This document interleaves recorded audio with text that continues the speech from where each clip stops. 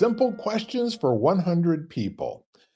I'm Bill Correll, and this is my investigation, my research project to gather data from 100 beautiful human beings for the sole purpose to see what actually happens across the interviews. The questions are fixed, and all the interviews will remain consistent, with the variable being the actual participants themselves and their answers. So it's as if I'm having you come sit on my porch, Catherine, to share your thoughts so that I can learn about people.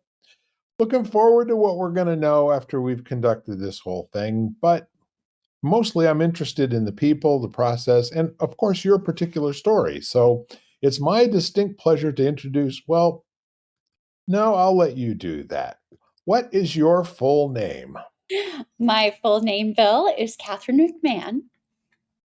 Nice. Any middle name? Yes, but I don't normally share it publicly. Oh, is that one of those deals where if you tell me you have to kill me afterwards? I would never kill you, Bill, because you're lovely to speak with. Oh, But there is. it's one of those things. I don't sign with it. I have one, but I just never use it. That's very interesting. And I will tell you, out of almost 40 interviews that we've done, sooner or later, almost everybody has given up the goods on their middle name. Mm, that sounds like a challenge. Yeah, you want to be the first? I might. We'll see. We'll see how our conversation goes. You It can could never tell. absolutely, it could voluntarily just slip out at some point. You never know. These Right. things have a way of, taking on their own life, right? It does. But, a lady has to keep some secrets, some mystery. I like that line of thinking. For the most part, I don't Mhm. like too many mysteries. I like to have a clue anyway, right? Well, I So figure you're gonna get a lot out of me with all these questions, so, there's that. I promise, I promise we will have a ball. So let's move on. What's your favorite nickname that most people don't know? Those closest to me, call me Kat, but with a K, not a C, Right. and that actually started from a ninth grade geometry teacher, interestingly enough. Yeah. Yep, he was the first one. 3 of his favorite students, he shortened our names because I don't know, I guess he thought they were all too long, but, mine became Cat Mac, which was a shortened Katherine McMahon, Yep. and one of my good friends started just calling me Kat, and it kind of stuck, and it's what my dad called me, and yeah, so it kinda stuck after that point, but my ninth grade geometry teacher gets credit for starting it. Any other pet names that somebody might have for you or a nickname here and there? No, I tried, um, other nicknames. My family, when I was really young, called me Kathy, but I don't really like that version.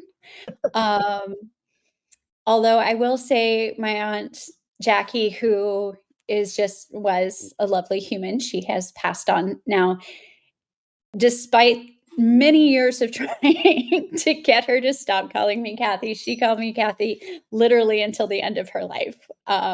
It was her name for me and it stuck. At some point, it starts to get into that domain of really not worth the trouble. And by the way, no one else hears her when she's doing it. So Yeah. if the tree falls in a forest and there's nobody there, yeah, kind of Plus, deal. she was a lovely human and, she was always delightfully kind to me. So, you know, It sounds like it was a loving nickname, it was. that term of endearment, as they would say.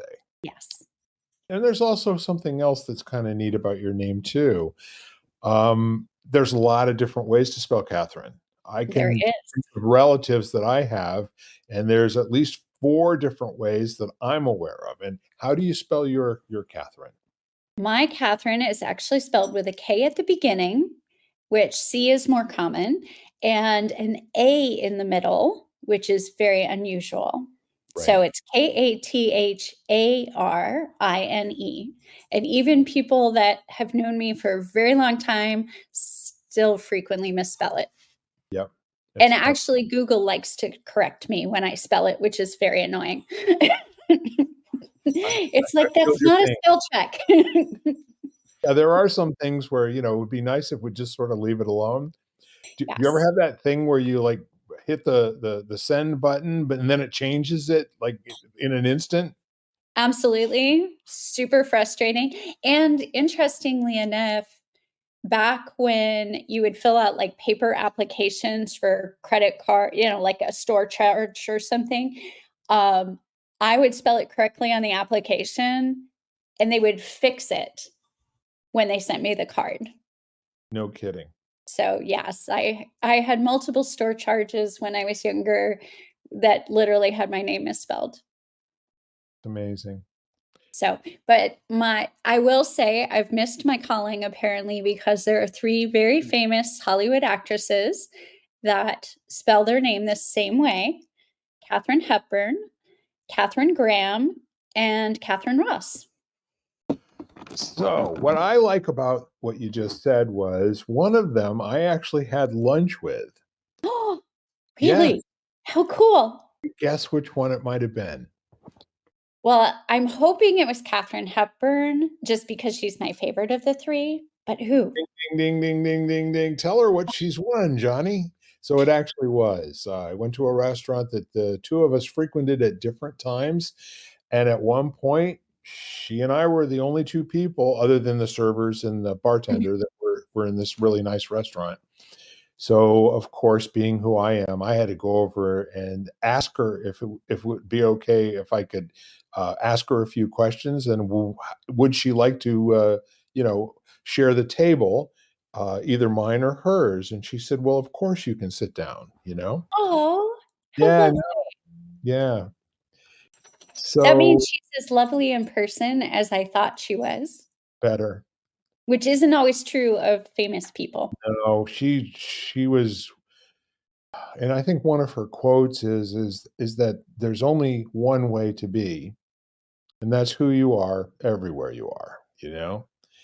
She's got dozens and dozens of famous quotes out there, but that's one of the ones that I don't know anybody that ever wrote a bad line about her. Maybe I don't get out enough, but she was one of those lovable people that you just really had to appreciate who they were. Well, So I believe if I'm right, Katherine, actually, the name meaning is pure heart, and it sounds like she was living up to her name. that's really cool. I've met a couple of Catherine files, O files, in the Mhm. last week. Another gal that I met, last week said that her family knew the Hepburn family Wow. when back before she was born, and Mhm. so her grandfather went to school with Hepburn's father. Talk about a small world. Too small sometimes. And wouldn't it be cool if we could just like hear all of those neat stories and get everybody in the room at the same time and just talk back and forth? What do you got? What do you got? I don't know. Spencer Tracy. Oh, that's a big one. Yeah. Plus, yes, the world can be strangely small at times, but it just, for me, always shows us how connected we all are as humans. A lot of times we focus on the ways we're not connected or disagree. And moments like this, it's like, no, it is a small world, and we do have all these connections and commonalities. Yes. And what's really interesting, back in the 70s or 80s, I want to say there was a book that was written about the 6 degrees of separation, right? Mhm. That you and I could be introduced to somebody who could introduce us to somebody who could and so forth, no more than 6 people away from us. I think it's even shorter now with social media and all the rest of that sort of thing. And you'd be surprised, how open, and the neat thing about meeting somebody of Catherine's stature was Mhm. that she never had an inflated view of herself. She Yeah. always appreciated getting work, and she always appreciated who she worked with. Which is just a lovely viewpoint. Yeah. And one of my favorite movies was Baby. Do you know Oh, that movie? really? I do, but I haven't seen it in a very long time. Yes, Cary Grant and Katherine with their Mhm. pet panther. My dad and I used to stay up late watching old movies sometimes, so when I was younger. Yeah, I'm getting goosebumps. So we'll move on to a legitimate question here because I have a feeling we could probably talk about your middle or your oh, did I say middle name? I You don't know did. what it is. I see what you did there, Belle. Twicky, Twicky interviewer. All right. So when did you first notice what color hair you had? Cat? Oh, wow. Um, I'm not sure I fully know first notice, but what came comes to mind when you ask the question is when my hair started to change color. Okay. So I was actually a blonde, not just as a baby, but I had blonde hair even, starting to grow up. And when I even started elementary school, my hair was still blonde. But my school picture for kindergarten, I still had long blonde hair. And my first grade picture, I had brown hair. And Very so I think when I became really aware was when it was making that transition from blonde to brown. Naturally, that was not hair color. that's funny. And then after that, did it kind of summer blonde on you or lighten up with highlights and whatnot or My hair has a mind of its own. Um, Sometimes during the summer, it would get really light. You would see a lot of golden highlights. Sometimes it wouldn't. It still does not stabilize, and I know a lot of women color their hair, and I have had periods of my life where I did as well. Not currently in one of those phases, but I notice it just sometimes decides to change color, or it will look a different color right after a haircut. If it's a different hairstyle, it will appear to be variant shades of in the brown family. I haven't gone back to blonde since I was in first grade, but yeah, it has a mind of its own. that's really cool. And I think the neat part of it is that it's so clear where your demarcation was. This school picture, I've got blonde hair. This school picture, it's brunette. Yep. It's documented as if you knew you were going to be on this podcast one of these days. Exactly, and I will not say how many years ago kindergarten and first grade was, but let's just say it was a very long time ago. So apparently, I have been preparing for this conversation with you for a very long time. You were born for it. I can definitely see that. So, on to the next question. What is your favorite thing to do to intentionally waste time? Oh, sit outside in nature. Mhm. Um, I live in Texas now, so sitting outside is not always possible because it gets really hot here during the summer. But sometimes, because I do work from home, sometimes I just I know I have things to do, but I will go and just sit out in the sunshine and listen to the wind and the birds and watch for butterflies fluttering around just outside in nature. And I used to live in Southern California. And one of the things I appreciated most was I had a gorgeous backyard with lots of flowers. I had a couple of hummingbirds that they must have had a nest somewhere either in my yard or close by, but they would literally come if I was sitting very still outside and they would fly right in front of my face, like a foot or so away, as if they were saying good morning or good day to me. And it was just, and I had lizards out there that would just come and hang out. I trained my dog at the time not to chase the lizards. Um, and we would just be sitting there and the lizards would come over and check us out. And yeah, that's my favorite way to just, I say waste time, but it's very rejuvenating, but it is kind of the wasting time, not being productive, which our society values so much. And the eclipse was a great day for that. I was on the path of totality, so I literally just sat in my backyard for like 3 hours. Yes, it was a work day, but the advantage of owning your own business is you can kinda choose to take 3 hours in the middle of the day to just be in awe of the wonder of a total eclipse. So, Yeah, and quite frankly, I heard the rain date for that eclipse was 2097, so I it's probably that you got it under your I've sat through 2, total eclipses in my yeah. life, but Well, it's interestingly, in Fort Worth, the next total eclipse date in that we would be on the path of totality is the year 2345, so over 300 years from now. And yes, I know science and technology keeps doing wondrous things, but I don't plan to be alive in that year. So this was it. This was my shot. yeah, exactly.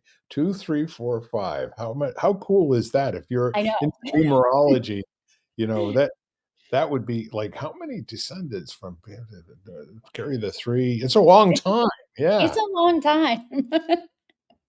So, I agree with you. I think whenever you can be mindful and present, it's not going to be wasting time, it's just going to notice that a lot of time went by while you were having fun, you know? Mhm. And Yeah. that's a really cool thing is to lose yourself in a moment because you're so present. Sort of like good books. I lose myself in books too.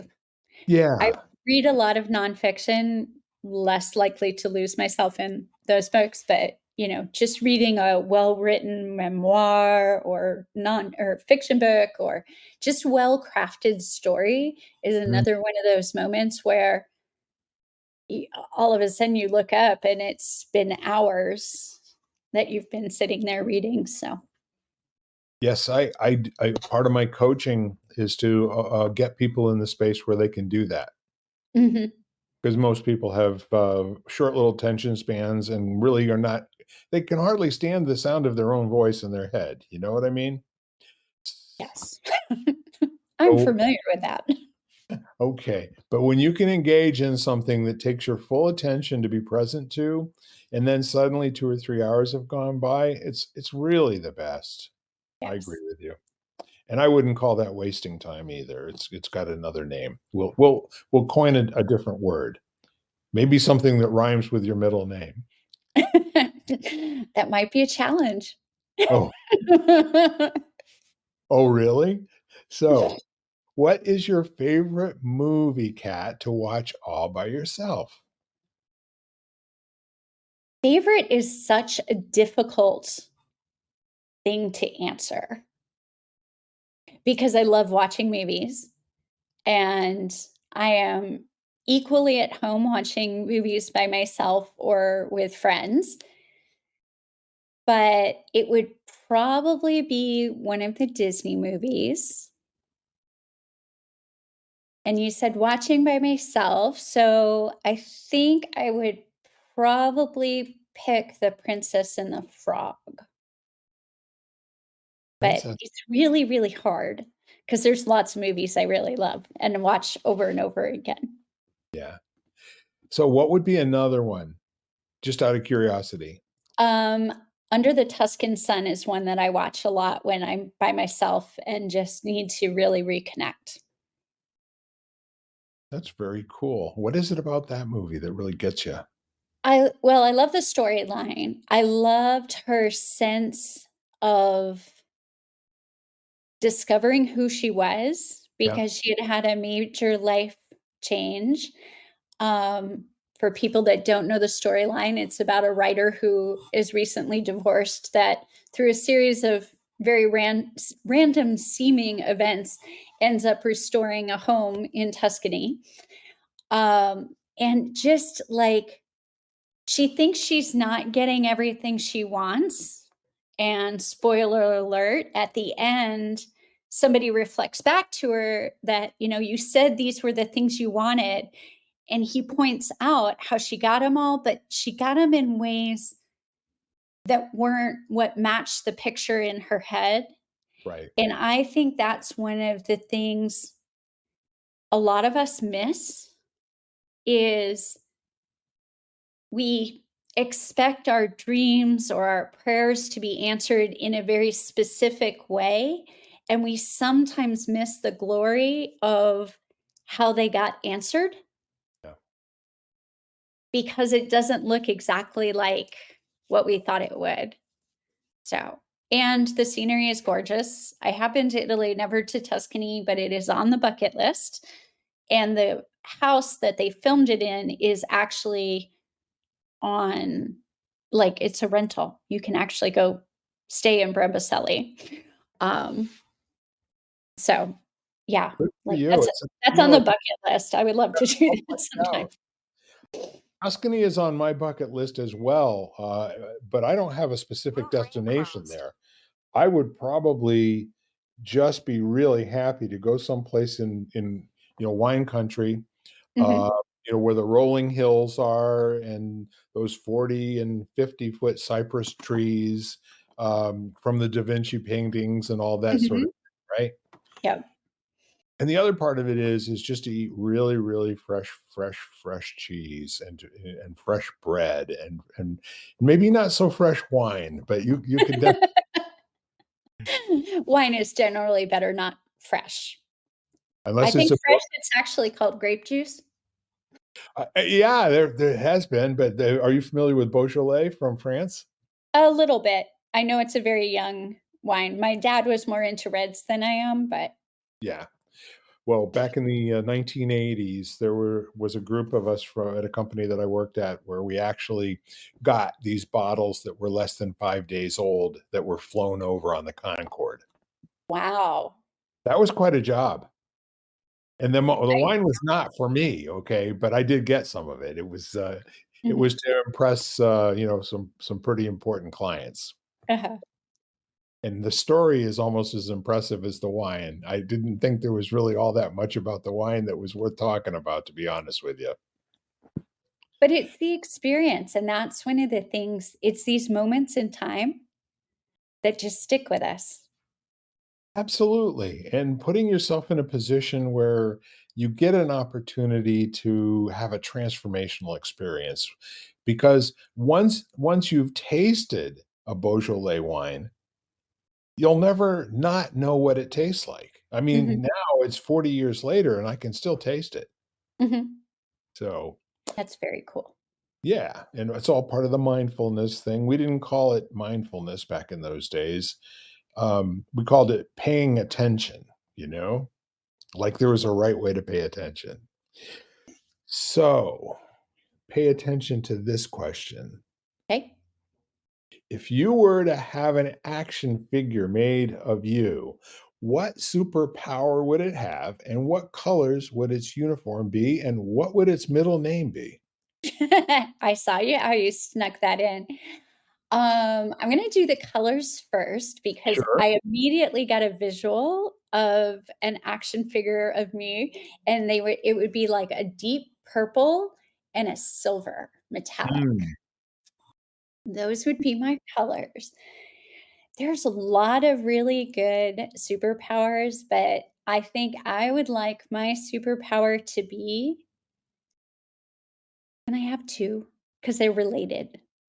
Oh, yeah, no, you can have as many as you want to. Okay, I wanna hear so, you talk like, about my them. primary superpower would be empathy and being able to detect when people's hearts or the invisible things are broken or need healing, and the secondary superpower would be to be able to help them heal because, I mean, there's a lot of obvious things in the world that are broken. Like if you, I don't know, have a skiing accident and break a limb, that's obvious. But so many people I meet are hurting in ways that aren't visible.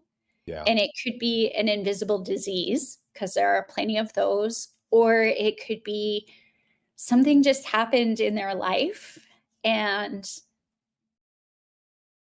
nobody knows and they're suffering in silence or they're grieving in silence. And just to have somebody be able to a superhero come and be able to pick up on that and help them through that, help them heal. Like, I think that would be the ultimate superpower. Not that flying wouldn't also be cool, but I'm kind of afraid of heights, so I don't think I would want that to be my superpower. Well, that's one way of getting over your fear of heights in a real short order. Maybe. So, clearly, you would be an amazingly wonderful and very special superhero, and that whole notion of empathy and being able to, hear what's not being said, and, quite frankly, there are a lot of people that have upset in their life that they've forgotten why they are, you know? Mhm. Not Also everybody. true. Yeah, I mean, and they say trauma is lives in your body for the rest of your life. It's just a matter of whether it's gonna be at the front or if it's gonna be in the back or if it's going to be something that kinda throws you and gives you an emotional reaction, or it's something that you're now used to, and when it comes up, it's go, "Oh, there it is again."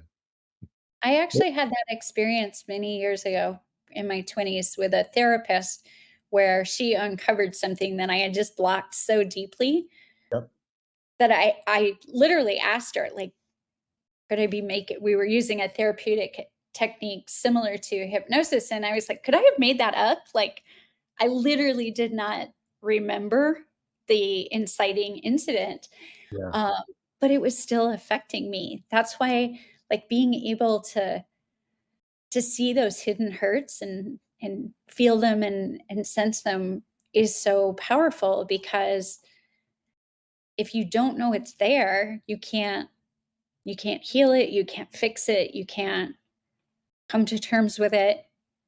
So, Yeah, and sometimes it's really, really empowering for somebody else to just get it, you know? yeah.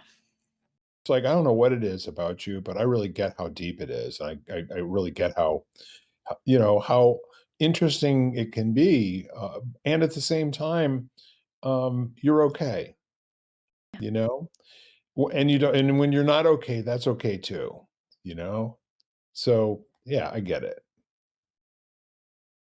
So, the uniform colors, We're are they purple and silver, right, but, like, and so I deep. was gonna say, is that something that you've liked for a long time? And, like, of course, that would be the combination?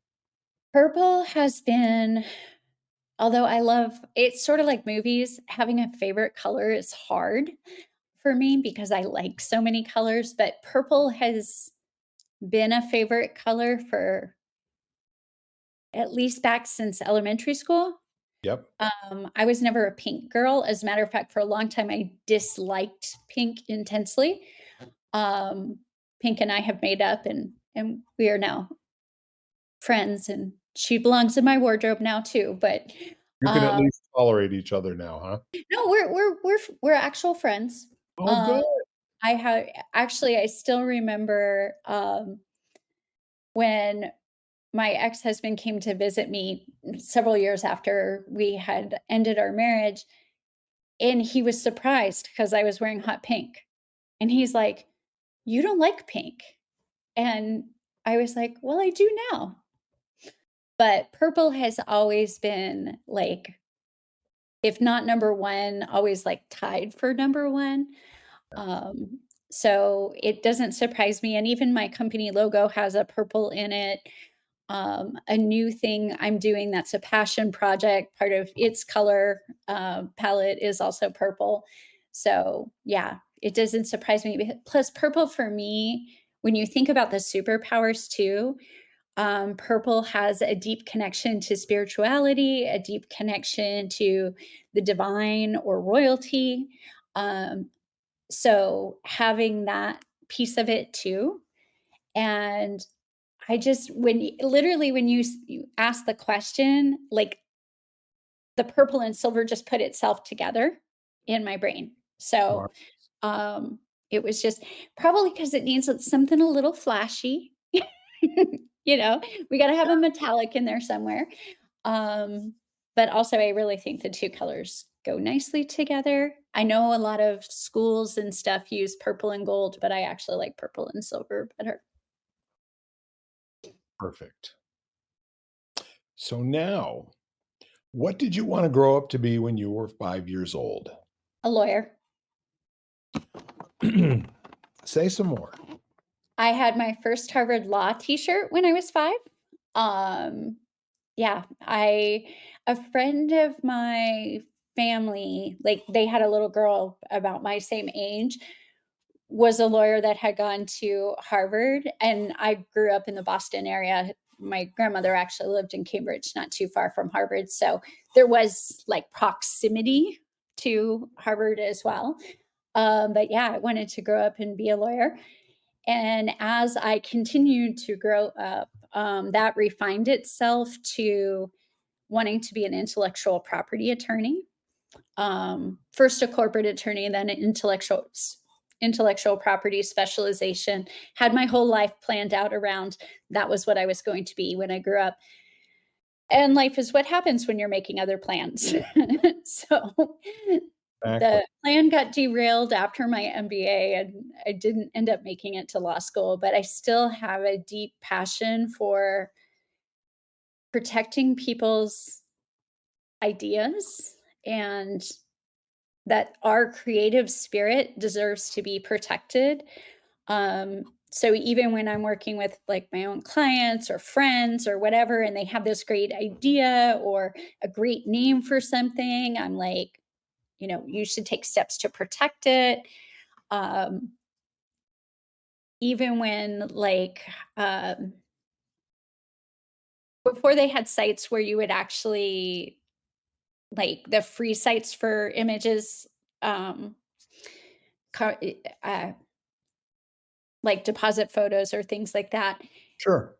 The I would get so frustrated because some of my friends are just amazing photographers when people didn't understand. I think there's much more understanding now, but they didn't understand that just because they could find and save an image on the internet didn't make it theirs. Right. And so it's still something that like I try to be really protective in my own use of either quotes or things like that, but just that's our uniqueness, our special gift to the world is the things we creatively produce, and Yes. that should be protected. We should get credit for the things we that God birthed into the world through us. So, I still have a passion for intellectual property, even though that was not what I ended up doing at all. Well, it's wonderful to me that not only did you say something that's kind of a famous quote that I'm aware of, and then you went on to talk about how, all the other things around intellectual property and protecting and all. So the what you said was, I believe, uh, life is while you're busy doing other things or busy Life doing. is what happens when you're making other plans. Yes, and do you know where that came from? I do not know the original source, so please educate me. I will give you a place to go take a look at. Okay, There's this man named John Lennon. okay. He wrote I a know song. Yeah, he wrote a song for Sean Lennon, his number 2 son, called okay, "Beautiful, Beautiful Boy." okay, and it's in there? It's in the lyrics, yes. Okay. I did Like not realize that was the origin. I have heard it as a colloquialism forever. Um, I think the language he uses in the lyrics is, "Life is what happens while you're busy making other plans." I will definitely go look that up when we are And done. I would almost guarantee he stole it from somewhere.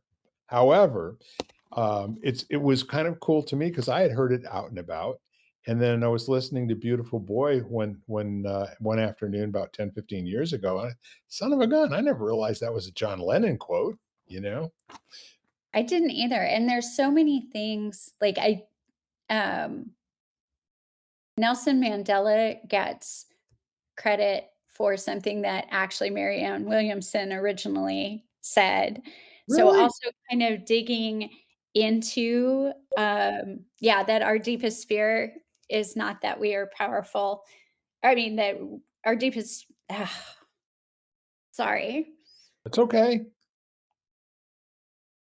our deepest fear is not that we are inadequate. It is that we are powerful beyond measure. I believe is the I don't have it up in front of me because we're just having a conversation, I believe is the start of it, but it was actually, it's a lot of people attributed it to Nelson Mandela, but it was actually from a Marianne Williamson, book originally.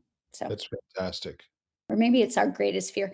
Anyway, people can look up the actual quote, but it was one I always thought it was Nelson Mandela too, because I had heard that. I had Yeah. seen it, on social media and stuff. And then I was grateful because somebody pointed out to me one time, no, actually, this is the original source. And I went and looked it up, and that was indeed where it was. So it's hard because we get used to things in conversation and we just assume it's true. Well, yeah, because I mean, we've got a penchant where it's good to know things, right? Yep. And the truth will set you free, but first it'll probably tick you off, you know. So when and I mean, who wouldn't want to give Nelson Mandela credit for cool Yeah. stuff? Well, and I mean, he did make a lot of famous speeches. Yeah, So, a lot of uh, wrote a lot of letters too, like the apostles. yes, he did. So, anyway, it's just one of those things where I'm grateful that you pointed out that you think it was in the song lyrics. I was never a huge Beatles, John Lennon person, but I'm sure I've heard the song probably along the way. Yeah, it's in the album. I want to say that that he recorded himself after the Beatles broke up, when two of the Beatles were still performing on the album, Ringo Starr and George Harrison. Okay. So, so I would point you in that direction, and then you can get a T-shirt made with it on it, right? Something like that. Well, and listen to it and hear the melody because that's kind of cool too. Mhm. Okay, cool. So, a lawyer from age 5, and so what happened? Because you're not a lawyer, right? I am not a lawyer. I God had other plans for me, actually, I think is what it mostly was. Um, because I got my first opportunity in the field that I actually stayed in to do something in that field when I was 18 years old for a friend of my dad's. Um, and I kept getting jobs or internships and things like that along the way in the field of marketing. And so my plan was to do my MBA in international management and then go on to law school. Because again, I wanted to do intellectual property, which protecting things internationally is more complicated than just filing in the US. Hence the international management MBA. And I got married right after I finished my graduate degree. Yep. And when I let my new husband at that time know that I was still planning to go to law school and that I wanted to go to law school at Harvard because I had wanted to go to Harvard since I was little, um, he wasn't so thrilled about that plan Right. because we did not live in Massachusetts. And so it just didn't happen. I prioritized my marriage and never made it to law school, but I really do think it was where I was supposed to be because I've stayed in the field of marketing. Again, my first marketing job was when I was 18 years old, and that was many, many years ago. Yeah, sometimes there's happy accidents, aren't there? There is, and it uses a lot of my kind of innate talents in a way that I'm not sure being a intellectual property lawyer would have used those, so I have a feeling you would have been really good at it, probably good at anything that you do, but in the meantime, selfishly, I'm awfully glad you decided not to go to law school because here you are. because here I am. Although, Bill, we might have been destined to meet anyway, so who knows? Exactly. I Some will people are destined to be in our lives and our paths are destined to cross regardless of circumstances, so I we like still that. might be having this conversation. 100%. We are having this conversation, aren't we? So Exactly. as I'm concerned, everything that you say is 100% true. I mean, you've never lied to me, so why start now, you know? Exactly. Exactly.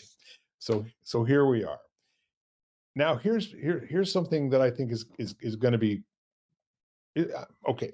What is your greatest accomplishment, Kat?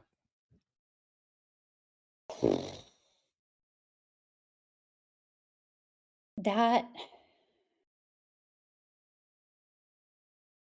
I guess I think my greatest accomplishment is the relationships I've built with people. Especially, I mean, I can think of work ones and, I did some really cool things throughout my career, but really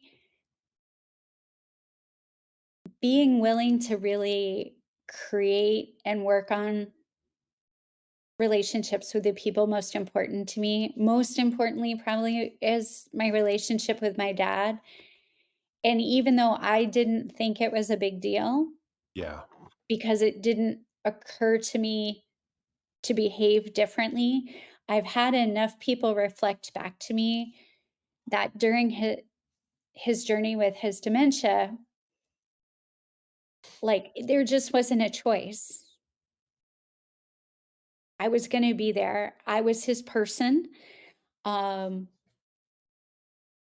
one could argue I was the only remaining member of his family, so part of it was just I was the person. Yeah. But even during his final year, I made a lot of choices to not do things that would have been in my best interest. Um, I did less on my business um, in terms of, business development and things like that. Still took care of clients, but I made choices so that I could spend more time with him. I could be there to help him with things. And I was there during his not so delightful final hours. So yeah, being a good daughter to my dad. I think that's my greatest accomplishment. I'm trying to be a good daughter to my mom too, but like, yeah, I think that's my greatest accomplishment Good is for you. being Bob's daughter. Yes. Yes, Bob's daughter. There's something to be said for being Bob's daughter and, and then blossoming and growing like a weed. It's it's perfect. So who is your favorite person to listen to? Favorite person to listen to? Oh, again, like you've asked these tough questions. Um, Oh, I stayed up all night doing these. because favorite is one of those like technically you're only supposed to have one favorite. And it's really hard to pick one. Well, you Uh, know what? Let's keep it under 5, okay? okay. So my dad was one of my favorite people. He is no longer with us, but he was definitely one of my favorite people to listen to because he always had such wisdom. Um, he had a really great view of life and the world. He was kind of philosopher in his approach to things. So he would definitely be up there. I have a couple of preachers that I really enjoy listening to. One of them is Ron Carpenter. He actually has a church on both coasts. So he has one in South Carolina and one in Northern California. But I really appreciate the way he preaches and the way he connects the word of God to like life and present day and really creates a way for you to think differently. Right. Um, and that's actually one of the things that when I think of all the people I really enjoy listening to, if you're not talking musical artists, which is a whole separate category, it's people that have a unique viewpoint and are really smart And it doesn't necessarily mean smart like high IQ, but just they connect dots. Their smarts may be street smarts or life smarts, not book smarts, but they just have this really unique viewpoint that makes me think more because I really appreciate people that make me look at life differently, show me different viewpoints that I might not have considered, um, but in a way that they're not creating controversy just to create controversy. They're kind Yes. in their way of presenting. So it's not about making others wrong, but they have very strong viewpoints as well. Does that make sense? Makes all the sense in the world. Anyone, and there's far too much of it. It turns out just to be noise, people that throw something out that's, totally confronting, and they're doing it just to get a reaction and a rise. And it's a cheap trick, okay? It's far more interesting to listen to somebody who can communicate a basic human function, or some experience that we all have separately, and we're not sure that other people have it. And that aha moment when it's a common thing between us, it turns out, Yeah. And just being willing to have, like, openness even in strong opinions. Yeah. So but to your point, you and I are of a certain age. So, remember, like, when So shock cute. radio Putting first yourself in my group. I love you. remember when shock radio was first, like, a thing? Absolutely. And it was just that, like, it wasn't good radio, it was just designed to shock and Right. get reaction, and I think the people that I most enjoy listening to have strong opinions, some of which may be shocking in the sense they don't fit how my view of the world is, Right.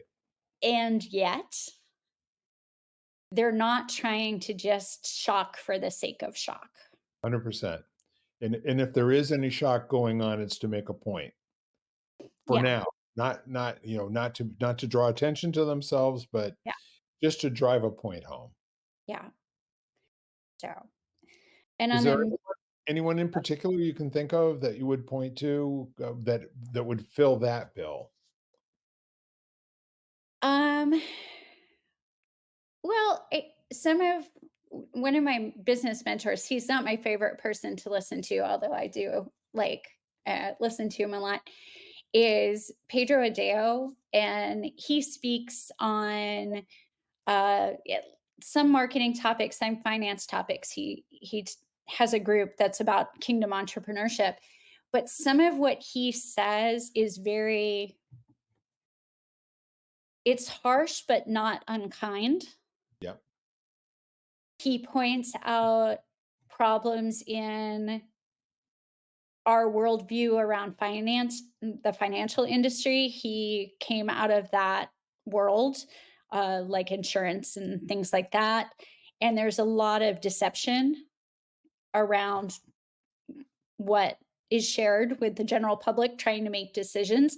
So he's very harsh and says some things that are kind of shocking. But one, they're truth backed, but he's being shocking and he says them in a way to get you to stop and listen long enough to start thinking and investigating on your own, Yes. because that's really what he's trying to get us to do is to actually open our eyes to something that might be hidden from us. And he does it with a lot of fiery passion. His um, family of origin is from Portugal, so he has like this fiery, passion to him when he talks about some of these topics.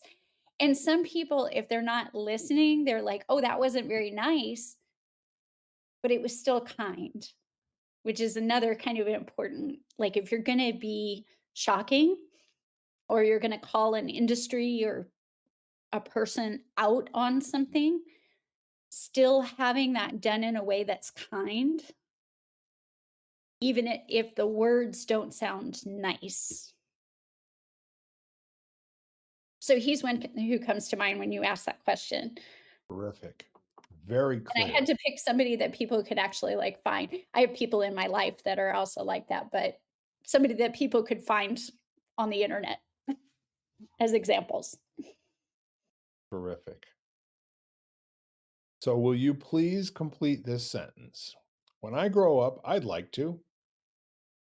Not grow up? Um, Doing with that. I don't know. There's a certain amount of Peter Pan in me. What when I grow up, because I grew up very fast as a child Yes. and then kind of recaptured that, childlike wonder, and once I finally recaptured it, I really actually didn't I don't wanna lose that again. Like, if growing up means that I can't go to a place like Disney World and get lost in the fun and wonder and the characters and, you know, have conversation, like, literally Princess Tiana, I mentioned Princess and the Frog earlier. Princess Tiana is my favorite Disney princess, which is hard to pick, but she is There my favorite are a Disney. mess of them, aren't there? There are, and it was Belle because she's a bookworm, and I can really appreciate that about her, and she's very kind to somebody that was an outcast to the world and to others. But I love Princess Tiana, and literally when I meet her in the parks, like, we sit there and talk about in entrepreneurship and family values and carrying on family legacy, which, yes, I am a rational adult. I understand how those work in case you have children listening. Not Yep. going to say more than that, but, like, I love being able to approach the world with that childlike curiosity and wonder, or, the miracle of butterflies fluttering in the yard, or, like, I don't yeah, if growing up means I have to lose that, no, thank you. Sorry. Yeah. No, I'm going to root for you staying as childlike in your nature as possible. And there have been some people, including Catherine, that we talked about, who that was a major part of her deal too. To always have the awe of everything that goes on in the world, through the innocence and the wonder of a child's eyes and imagination. And so you mentioned going to Disney. Um, Again, I mean, I have no idea how old you are, and I'm not going to ask you, for a number. But did you go to Disney World back when Journey to Imagination was still there when it was a Mhm. ride? Yep. My favorite ever. I do love that ride, although my favorite ride at Walt Disney World, well, I really love Expedition Everest. It's my favorite roller coaster of any roller coaster I've ever ridden. But my favorite ride is actually in the Land Pavilion, Right. because I love taking that slow boat ride through the greenhouse. I've done the behind the scenes tour a bunch of times Sure. and seeing, like, the hydroponics and all the greenery and the flowers and the veggies, and so that is, like, because Disney is one of my favorite places, and also I am 99th percentile introvert on Myers-Briggs, so I get exhausted around being around people, and Disney is known for having a lot of people. So that's like my escape ride. I can go sit on that boat. First of all, usually there's not a super long line for it, but and just sit there and see the plants and just appreciate that moment of stillness Yeah. and quiet. So that's my favorite, but Journey into the Imagination is also a very fun ride when it was there. It's not Yeah. there. Well, it broke my heart when they, mothballed it. I Yeah. was hoping that someone would buy it and put it up somewhere else in Mhm. another theme park, but the song, Figment flying around, the dream catcher, there just was so much going on there that was so it, it kind of put into an experience in 5 or 10 minutes what I would want every human being to go through in terms of creating that curiosity. Mhm. Having a curious mind, and being able to come up with better questions where we're thrown to having answers. The answers close down the inquiry. So forget the answers, they're not important. It's what's the next question after you get that answer. You know what I mean? And that childlike view of imagination and the song too. I mean, you can hear it in your head, I can hear it in mine. Thank me for it. You'll be listening to it the rest of the day. Yeah. Well, at least you picked that and not It's a Small World. Oh my God.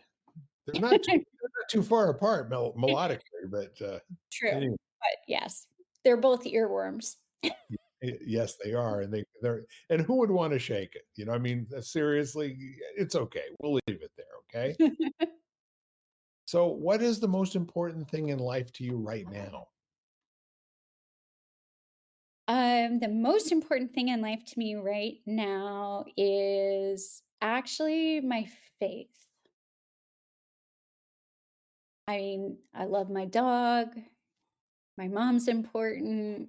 Friends are important. But actually, the most important thing to me right now is my faith. And I mean, it's always been super important. But what I found in the last few years, I went on my first missions trip a few years ago. Um, Walking out my dad's journey with him required a lot of leaning, on my faith, but just, like, there's a hunger inside me that is has been amplified in the last few years, and as I said, part of it, I think, was my first missions trip, part of it was the journey with my dad, but it's just ignited a deeper craving for connection to God, my faith, and also community around that faith. Um, yeah, that's the most important to me right now. Very Although clear. my dog is really, really cute, so I will say he's like a pretty close second, but Her kids have a special part in I mean, with their family and they're nice to have around, aren't they? they are. Besides, dog is God spells backwards, so, there's that. 100%. 100%. So, Catherine, what would you like to leave in the world after your life is done? I would love if even if it's just one person, if there's a spark of the curiosity, there's a spark of the faith, there's a spark of the kindness that I try to show up in, if I can pass that on. I don't have children, um, so I don't have that kind of legacy, but if I hope this is all of our dreams, like, that when we leave this world, it's a better place for us having been in it, Yeah, and, some people, like Mother Teresa, leave a lot of impact and huge ripple effects. yeah, But we don't all have to be that way. It can start with just the person in front of us. You know, I have had the privilege of being around somebody that was contemplating ending their life before and being able to be there in that moment right. and just be there for them. And that's not about me, that totally God thing, that I just happen to be in the right place at the right time, ask the right questions. Yep, But that person, and it was a long time ago, so who knows that, they could be married, they could have kids, but it's that butterfly effect, that one opportunity for us to impact the world in a positive way that could have huge consequences that we don't even know about.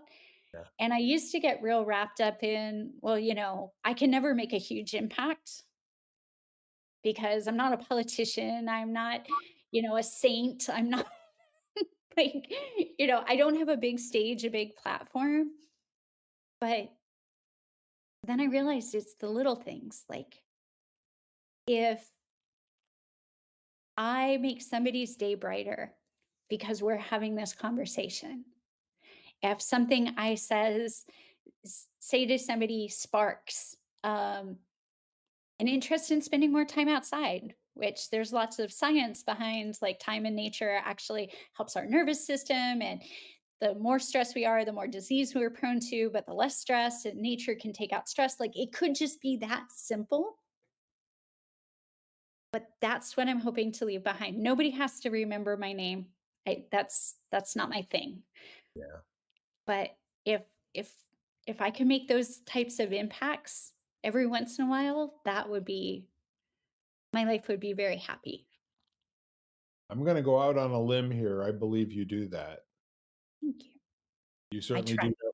You do that with me. I can tell you Mm. that right now. It's marvelous spending time with you. Same, So, Bill. You do that for me as well.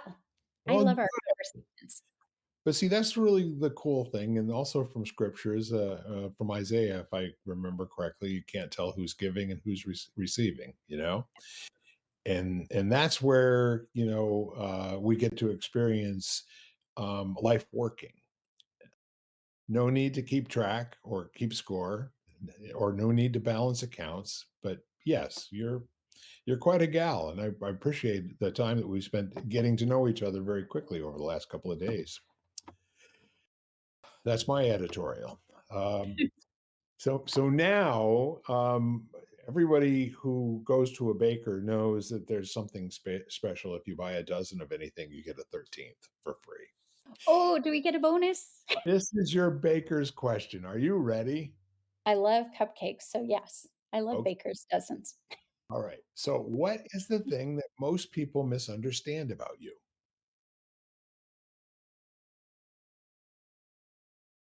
Okay, I'm gonna give you 2 answers again because I can't decide which is the most.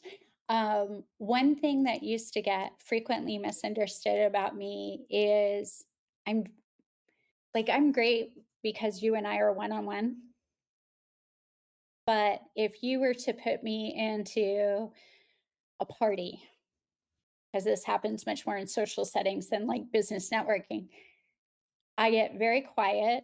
People have perceived me as standoffish. And it's really just I am so overwhelmed because even though it's not superhero level, I am very empathic. So I pick up a lot. So when I'm in bigger crowds, I get very withdrawn, I get quiet. And so people perceive that as being stuck up, or I don't want to talk to people, I don't want to mingle. And it's really just that I'm overwhelmed. But the other piece of feedback that I've gotten that made has made me feel like I people misunderstand.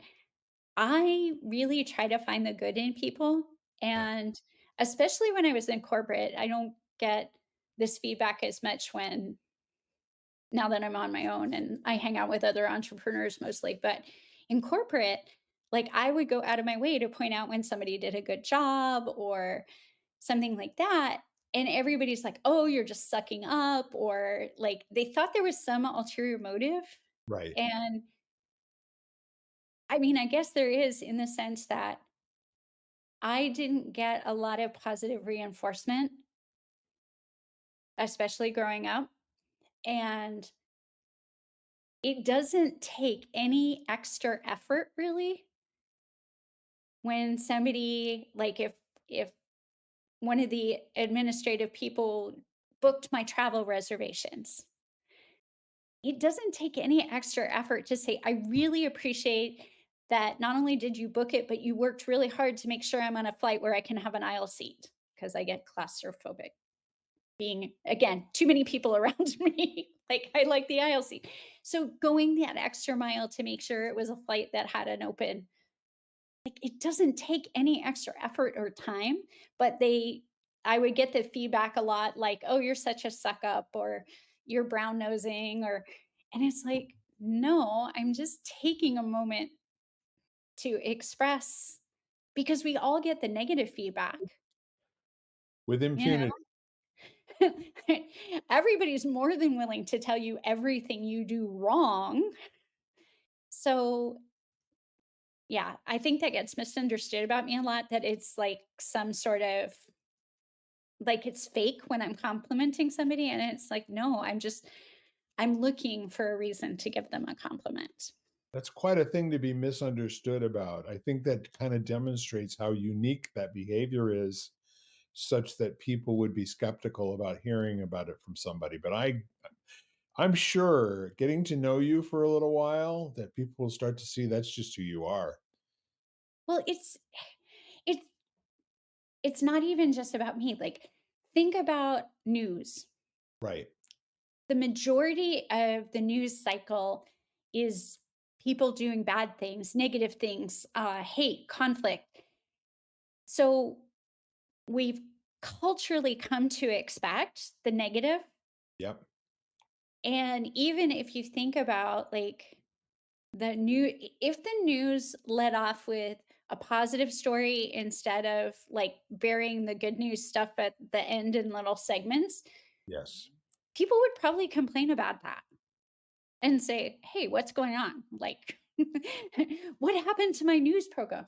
And I think it's just culturally, we've been indoctrinated to expect the negative. So when we see the positive, it feels like something must be fishy about it. And like one of my friends, um, her name's Tamika Taylor, and her kind of tagline is "Love you, mean it." I mean it. And I love that about her because it's totally genuine, but I Yeah. think a lot of people think it's just like a marketing ploy or something like that, because she uses it a lot in her social media, and it's like, no, if you spent 5 minutes with Tamika, you would absolutely know she really does mean it. She's another person that just constantly reminds me and inspires me to look for the best in people, and because she does it. Yeah. So I just think if all of us surrounded ourselves with more people like that, maybe it would be contagious, and That's my it hope. would it would catch on as much as our negative news cycles and things like that. In fairness, maybe news has changed. I haven't actually watched the news deliberately for probably 25 years or more. I Well, stopped I watching. think you may be a little optimistic. Some would say it's gotten far worse. So all of that said, you and I, we're close enough to being of a certain age when we used to have, the experience every evening of someone sitting and reading to us what happened that day, not trying to tell us what it meant or what we don't know about it that's really going on and all the nonsense. There's just far too many people making money by giving opinions that don't matter, and in many cases they're like that person that's just trying to shock. Or they're just not, like, journalism back in, like, the Walter Cronkite days, um, like, it was well researched, and that's not an necessarily a negative on the journalists today. I think our news cycle has just become so fast. I mean, when you think about the news in the style you're describing, there was, evening news. So they had a full 24-hour, maybe not a full 24 hours because it might have happened in the afternoon, but they had time to go research and get diverse pieces of information so that they were reporting in a more balanced way. Yeah. And I think part of what's gotten off track with news. And again, full disclosure, I probably shouldn't even be commenting on the news since I don't watch it. But what I feel like might have happened is just because of this instant speed, it's all so rushed and hurried that even journalists that really want to give those balanced viewpoints are under pressure to give them so fast that they are more opinions than Yeah, facts. I completely agree with you, and we're at a point where accuracy is not necessary anymore. Yeah. Well, it's a feelings kind of a thing, and that's dangerous more than anything else in the world. People want to be able to trust and mention Walter Cronkite. I think an average of 60 to 70 million people a night tuned him in. Okay, the big share getters are getting a million. Okay, and we've tripled we're at least 50% more population than when I was a kid. At about Mhm. 200 million, then we've people we don't know on the upper end, but there are people who think that we've got close to 350, 360 million. 1 million tunes in, and that's enough to keep a show on the air. Yeah. There's money. The money that's involved there has a lot more to do with the interest in educating, or the interest in informing, or being a professional. Means something different today, I think. I think it has gotten that way. Just makes my heart sad. However, you just keep Mm. being authentically grateful, and keep your moral compass the direction that it's going. You'll be fine, I say. I try. I try each and every day, some days more successfully than others. Or Yeah, you're some days remarkable. more successfully than others, but it's something I aspire to. I like knowing that about you, which basically means that you're going to have to spend more time with me. You know that, right? That would be my honor and privilege, Bill, because I was so grateful to Eric who introduced us because, like, He's the you're just best, a person that I'm supposed to have in my world. apparently. And I feel the same. I really do. So, with that said, do you have any questions of me? So are you gonna tell me what your middle name is? I'll trade with you. Oh, okay. I'll do the trade. Because somebody actually, interestingly enough, it's so funny that the middle name is like our final little thing. Um, it was just on a TV episode I was watching of something the other day. Yeah. Like that's kind of like a very personal thing. Yeah. You actually get to know somebody when you actually know their middle name. Because when you think about it, well, maybe you're different because you asked this question. But a if you think about the people in your life, I bet you don't know the majority of their middle names. Or how many of them are actually called by their middle name? Also true. Although that's a little more obvious, I think, than the ones that just some of I legitimately have a couple people in my life that I know for a fact don't have a middle name. Um, but yeah, I can't tell you the middle name of even some of my close friends. Now I'm gonna have to go ask them, of course, but And you know what? You'll work a deal with them, I'm sure. probably. So I All will right, go Bill, so I'll first trade in you. the pardon me? I will trade you. I am a woman of my word. Well, in the interest of fairness and goodwill, I will tell you that my middle name is Kenneth. Oh, that's a nice middle name. I like And that. my father's name was William Eugene Correll, but growing up, he was Bill and I was Billy, and Uh-huh. everyone started calling me Junior, Yep. but I wasn't a But you're junior. not actually a junior. I'm not a junior. I was named for my dad's best friend, William Kenneth Merrow.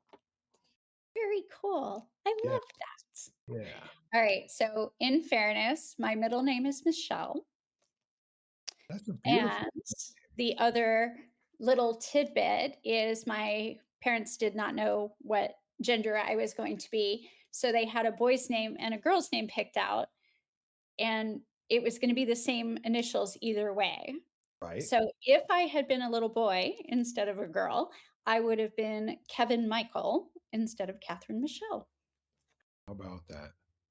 Now, I had a completely different take. I was expected to be a little girl.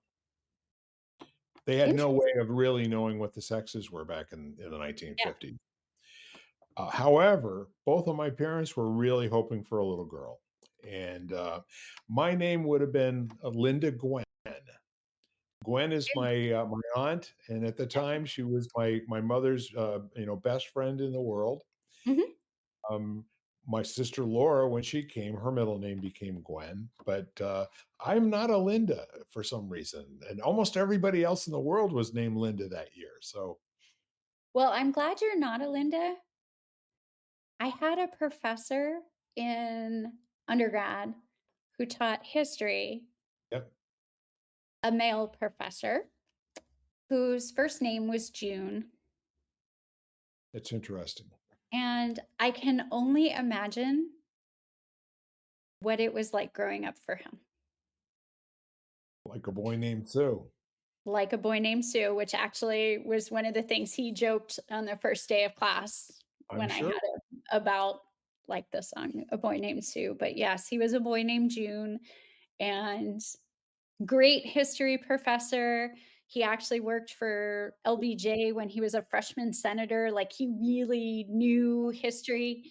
We Wow, called it, Uncle June's Story Hour was the students' nickname for our American Civilization 1 and 2 with him. But yeah, because he would tell these rich stories about history, but all I could think of after he introduced himself with his first name was, "That must have been really challenging growing up." So, I am well, glad you were not a Linda, not because I have anything against the name, my stepmother was Linda, but just it would have made your life difficult. we've all known a Carol or two also, a man named Carol, so Yeah. including Carol O'Connor, yeah. Yes. So, our public service message to end this conversation is please think through when you're naming your children how other children are going to react. Yep, And also pick names like they used to do back in ancient times and give your kids a strong name. One of something my to go friends live just to, had a yeah. baby and was very intentional in, well, his wife had the baby, but was very intentional in how they named their child, and it just I could feel the blessing in the name. That's excellent.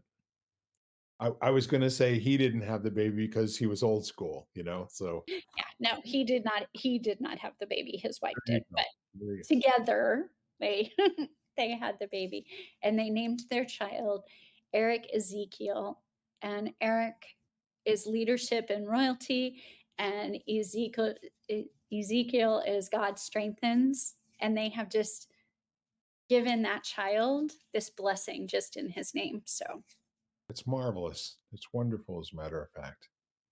So you've given us all sorts of tips. We're among the first to know what your middle name is, and you're all sworn to secrecy out there, okay? yes, please. Is there anything else that you'd like to, like a parting gift, for all of our dedicated listeners? Try to be kind every day because our world is filled with things that are unkind and hateful and not ideal. And it really does not cost you anything to be kind. Even with people that you don't get along with, there are ways to be kind. Yeah. I have nothing to add to that whatsoever, like she said, okay? Well, it's been a marvelous time with you, and I can't tell you how much I appreciate you spending time with me and getting your energy out there, to all the people that will listen to this someday. You never know. This is pretty durable these days. We could have generations of people that would be able to find these old podcasts and come back and say, "Wow, those two were kind of odd," or "That was really cool." Oh, who was Or John maybe some Lennon? of both. Or who's John or Walter Cronkite. Walter Cronkite, that's exactly right. So anyway, I want to thank you one more time. Thank you, Bill. It was my honor and privilege to get to be one of your 100 people. Right back at you. And I'll tell you what, since you mentioned it, yes, we are simple questions for 100 people. And I want to just send you out into the world to do two things. First of all, have the best week ever while you're being kind. Okay. And then, second, reach out to somebody in your world, a friend of yours somewhere. I don't care. Send them a text message, an email, telephone call. Go see them, but just let them know that your world works because they're in it. That because of them, you have a life that's worth living. That's all for now. Bye-bye, y'all. You've been listening to Simple Questions for 100 People, part of the Exvadio Podcast Network. You can find every episode at exvadio.com/podcasts, the Apple Podcast app, Google Podcasts, Spotify, iHeartRadio, and wherever you find podcasts.